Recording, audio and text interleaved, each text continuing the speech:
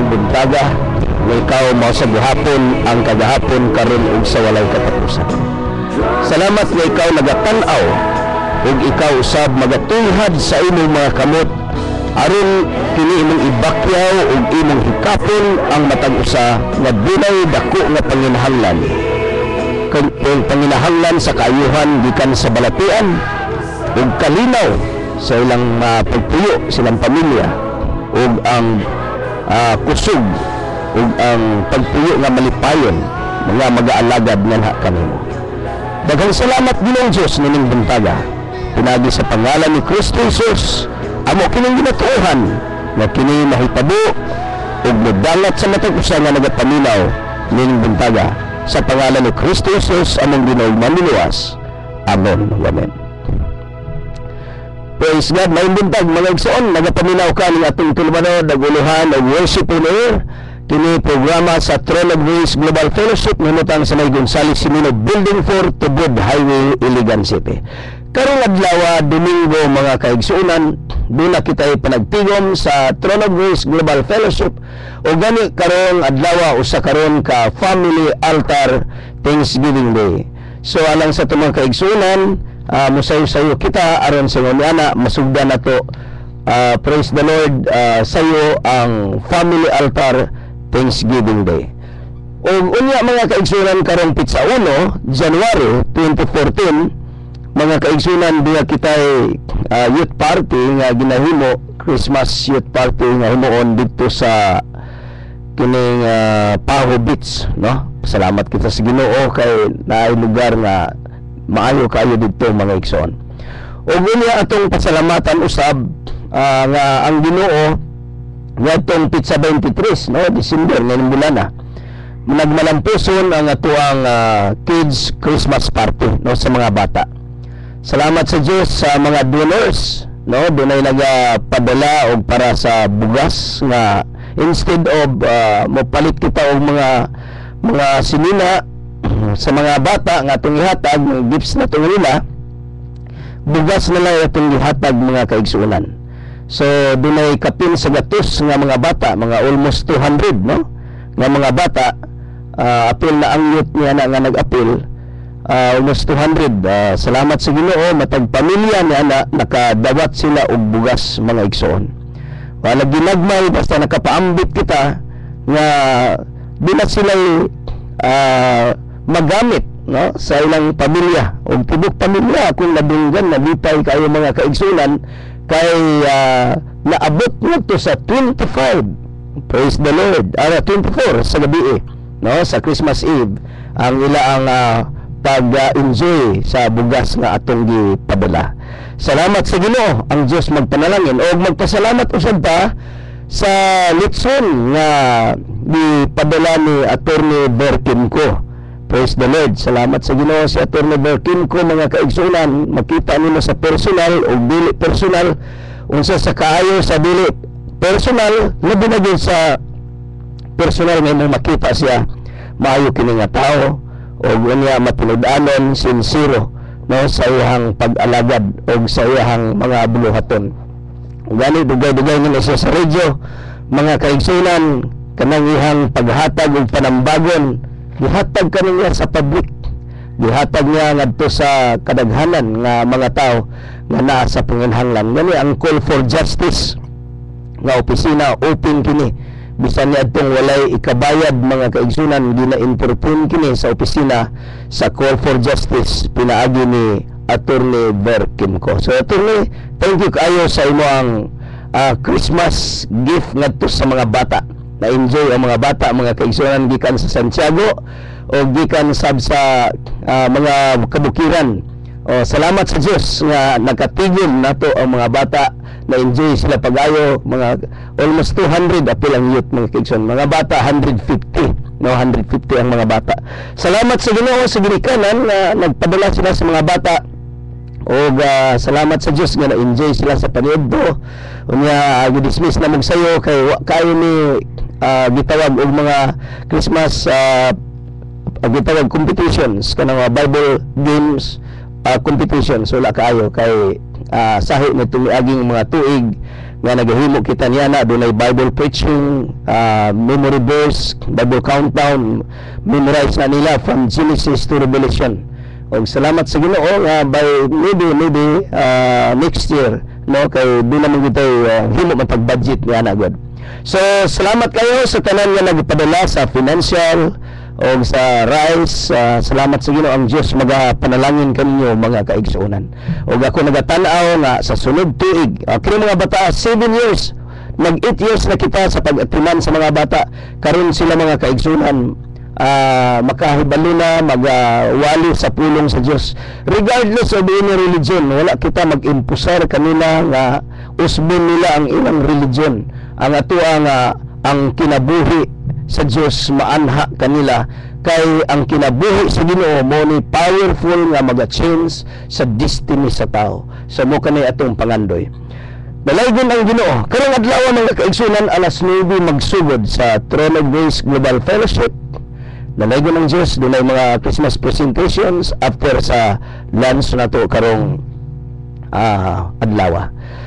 Praise God. Magtuta sa mensahe sa pulong sa Diyos. Ano mabasa sa Mateo Kapitulo 2 versikulo 1 nagaingon, after Jesus was born in Bethlehem in Judea, during the time of King Herod, Magi from the east came to Jerusalem and asked, where is the one who has been born King of the Jews? We saw his star in the east and have come to worship him. Mga tao nga nagapangita, no, nga gitawag og seekers, mga people seekers of Jesus Christ. Mga tao kini nga nagapangita kang Hesukristo nga na tao. Kini sila sa history gitawag ni sila the three kings. No, three kings. Mga igsoon, kining pagpangita sa atong Ginoo, gi-require niya nga kita magapangandoy sa Dios sa tibok tang kinabuhi. Nga kita magapangandoy, magatruha sa atong Ginoo. Kay ang nagapangita, siya makakaplag. Kung atong basahon ang Isaias 55, 6 ug 7 nagaingon, pangitaan ninyo ang Ginoo samtang siya hikaplagan pa. Pangitaan ninyo siya samtang siya haduol pa. O pabiyaa ang mga dautan sa ilang sala, ug ipasalikway sa mga makasasala ang ilang dautang hunahuna. Pabalika sila sa Dios, aron kaluy-an sila. Pabalika sa atong Diyos, kay andam siya sa pagpasaylo. Praise God. Na ang Ginoo gayud ni mo naga sangyaw sa tuwa, pinaagi ni propeta Isaias nga atong pangitaon siya. Makaplagan ba siya? Yes, makaplagan. Nga naman kita mangita sa Diyos, tuod kay gikinahanglan nato ang Diyos. Mga igsoon, gamay ra ang nagapangandoy sa Ginoo during Christmas. Kumusta man ang celebration nato, kinsa man ang center sa atong celebration. Now, dili lang ko mga kaigsuunan, usa lang ni ka observation, no? Kinsa man ang center sa atong celebration karon. Pwede nga ang center sa atong celebration maong inuman, mao ang kaunan. Pwede nga ang center sa atong celebration mao ang gitawag og mga decorations, mga paputok, labi na gayud ang mga gifts, mga gasa. Mo'y na sentro sa atong Pasko, mo na atong ginahuna layo pa ang Pasko. Kung kini mo atong ginahuna, mapakyas kita sa kalipay sa Pasko. Mapariyo kita na itong three kings nga nagapangita, bisan diin na lang sila nangadto. Hinoon basta nangita, nakakita, nakakaplagayod sila.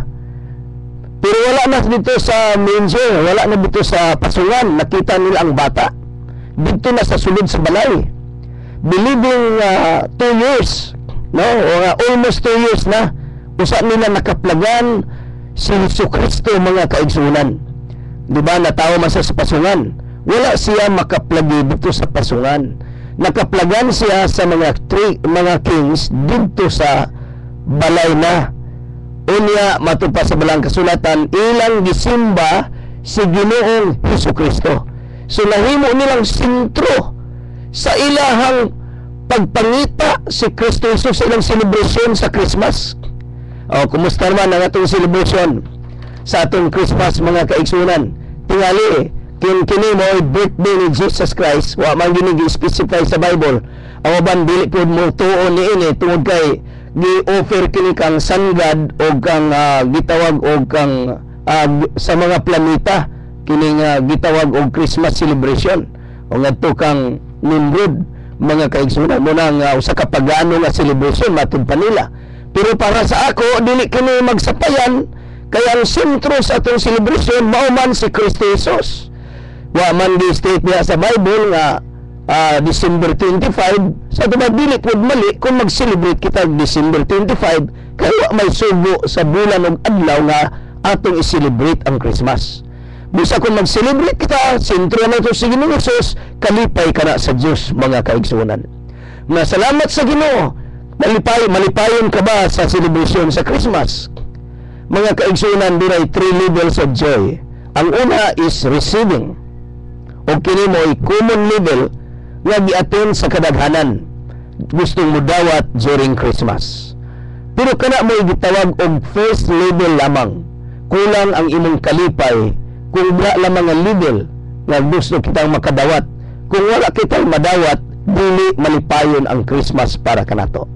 So, si Kristo Jesus imong dawaton kay siya maoy kompleto nga nagdala og gasa kanimo sa kaluwasan, kalipay, kalinaw.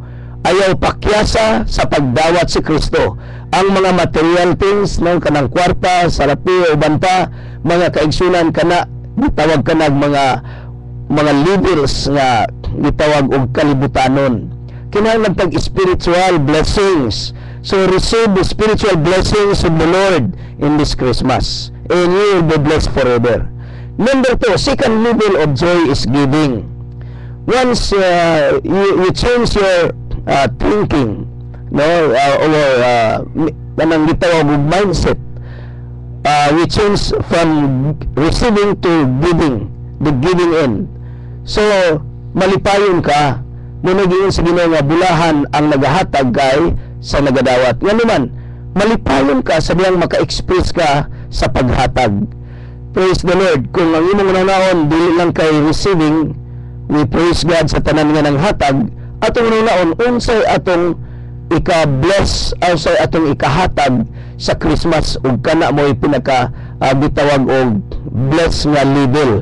No, gitawag kini the second level is giving, no, panghatag kita. And then ikatulungan level makaigsunan is worship. Kung sa atong Christmas atong bangon ang spirit of worship, praise the Lord, you are more blessed than the person who wants to receive and who wants to give. But if you are blessed through worship and you want to give, praise the Lord, kay kana maoy kinaiya sa tao nga masimbahon. So katong 3 kings nag-open sila og tulo ka gasa. Dina sila frankincense, myrrh o gold. Ilang gi-offer kang Hesukristo, the best nga giving, nga ilang gifts nga ilang gihatag sa Christmas, mga kaigsunan. So praise the Lord, no, nga mo ni atong mensahe nga ato ang atong pinakataas nga level, simbaha ang Ginoo. Asa nagsugod ang worship na ara sa balay. Praise the Lord, nisimba nila si Jesus diha sa balay. No big temples. Kani adto mga kaigsunan, ang mga disciples, even the disciples, nag-worship sila naara sa balay. Praise the Lord. Nga naman, ang Diyos naa bisan asa. Praise the Lord, makasimba kita sa atong Ginoo. Og nining bintaga mga kaigsunan, glory to God, ako nagadasig sa matag-usa, conduct a family altar in your own family, and the Lord will bless you with your children. Praise the Lord. Bless niya ang relationship in your marriage, in your family, and you will become a blessing sa imong mga relatives and other people around you. I believe the Lord will give you more harvest and increase.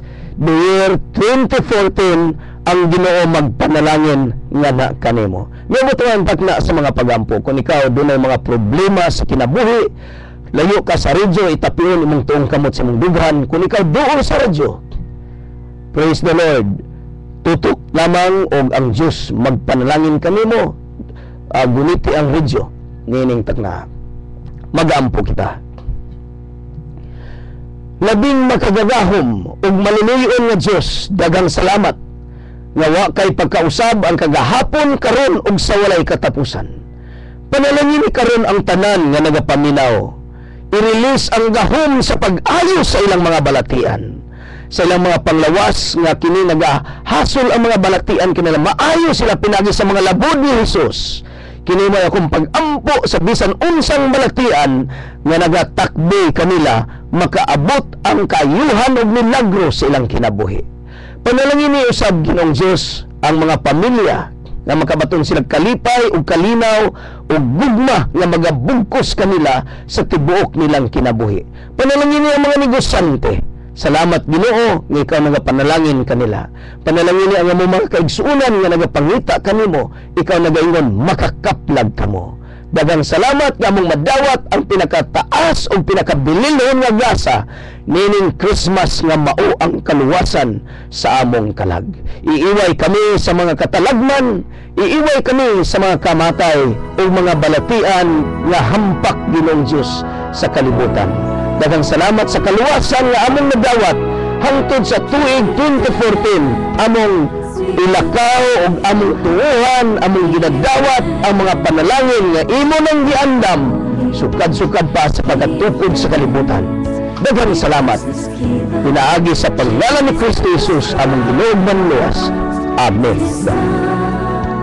Praise God. Higalag igsoon ninyo kong tagat kundog sa mong inutangan og ingad. Daghang salamat Ginoo sa imong pagpanalangin dinhi kanam. Gusto ko masayod yun sa pagpanalangin sa Diyos. Sulat ko namang cellphone number 0919-819-7780. Akong Osborne 0919-819-7780. Inigabot sa imong text mga kaigsunan. Ako kang abi-abihon. Ang pinaagi sa ngalan ni Kristo Jesus, among mapadala usab ang Bible para ko. Dati taga-Usamis, pailog lang igsoon by January. Kung bata mo na maniya sa Usamis, ako lang ipadala. Yan lang natin itulog sa puso. Salamat sa Diyos. 2014 ang Ginoo magapanalangin, magahatag og milagro nga harvest sa atong kinabuhi nga malipay ang tibok panimalay. O God bless sa RMN DXIC Iligan City. Tatak RMN. Yan nahimo kining kahimanan nga ang maayong balita mapalapnag sa tibuok kalibutan pinag-usab sa Austrian Radio. So kini si Pastor Ruby Isik o ang leader sa Throne of Grace Global Fellowship. Salamat sa inyong pagsuporta nining tuiga 2013 nga nakapadala kita mga bata 151 sa eskwelahan. O itugot igsoon o higala nga imong dugangan ang atong mga scholars sa 2014 wabot kini og 200. Akong ginatuuhan nga ang Diyos magpanalangin kanimo bisag usa lang ka bata, duha ka bata imong sponsoran amo nang gi-welcome sa sponsorship sa Throne of Grace Global Fellowship. Kini si Pastor Rudy uban sa mga kaigsunan, magapasalamat kami kaninyo and Merry Christmas, Happy New Year. God bless you all.